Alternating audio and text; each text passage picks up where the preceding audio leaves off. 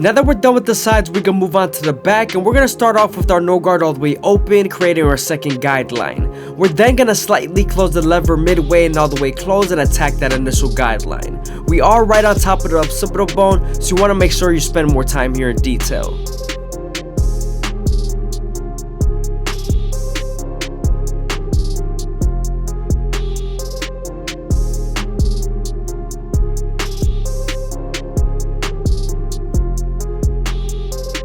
Now that we're done erasing our initial guideline, we can move on to our one guard all the way open and create our third guideline.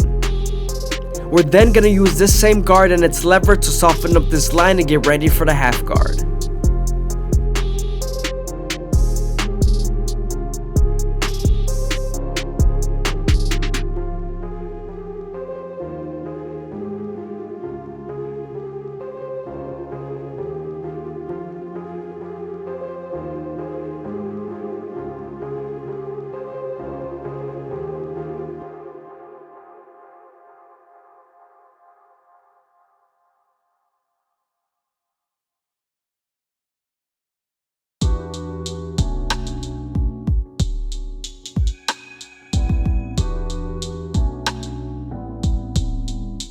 Now that we're done with our lower guards, we're moving on to our two guard all the way open, and we're creating our fourth guideline. We're then going to use this same guard to soften it up and get ready for the half guard.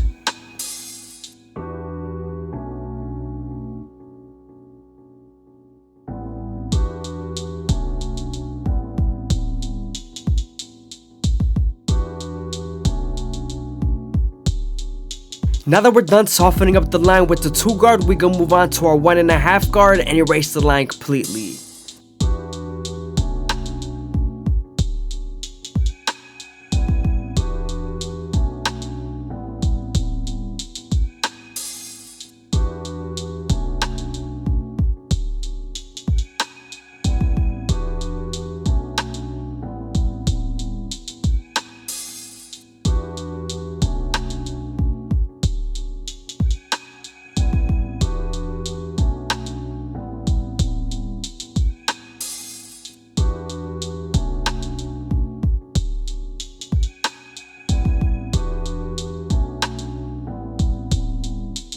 Now that we're done with the fade, we can move on to the front line, and before we start lining him up, we're going to go ahead and comb everything down and debulk with the one guard all the way open.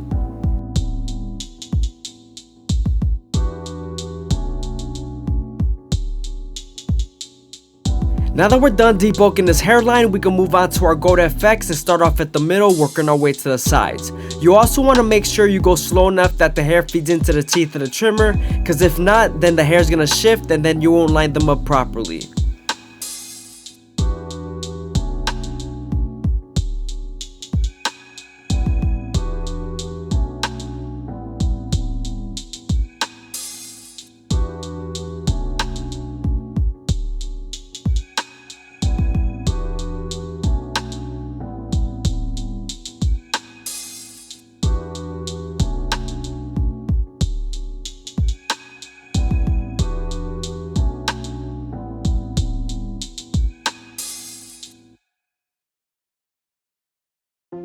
You also want to keep the vertical bars and corners as natural as possible, because if not, then it won't look right.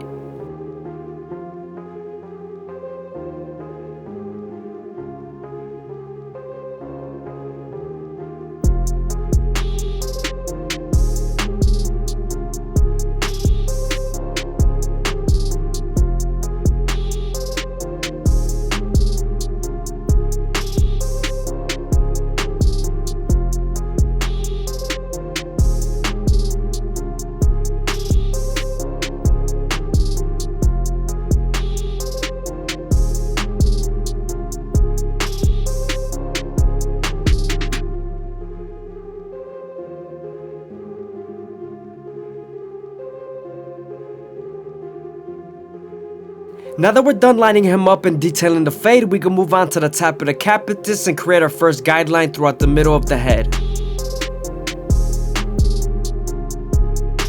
We're then going to use that same guideline to cut to the sides and match everything evenly.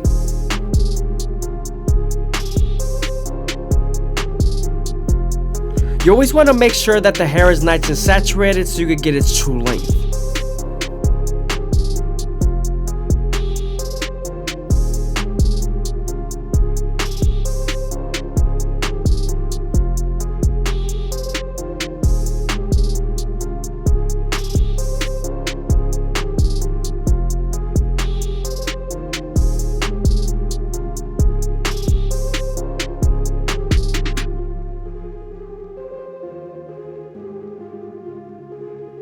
When using your shears, you want to stay as consistent as possible, and you also want to cut at a certain angle when you're cutting near the parietal ridge because you want to make sure you blend into the top.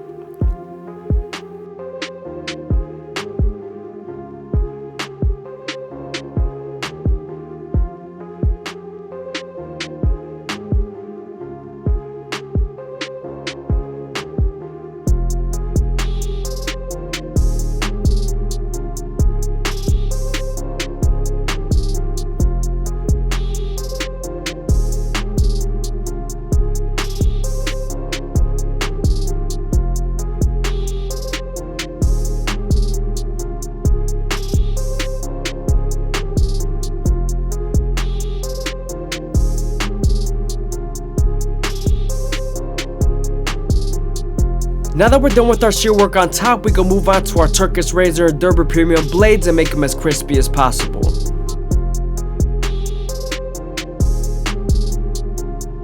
Again, I hope you guys are enjoying the video. Please leave a like, comment, and subscribe. It's greatly appreciated. Also, if you guys want to support the channel, go ahead and leave a super thanks down below. When you're using the razor, you want to keep it at a 45-degree angle and use your opposite hand to stretch the skin as much as possible. This lowers the likelihood of you cutting someone.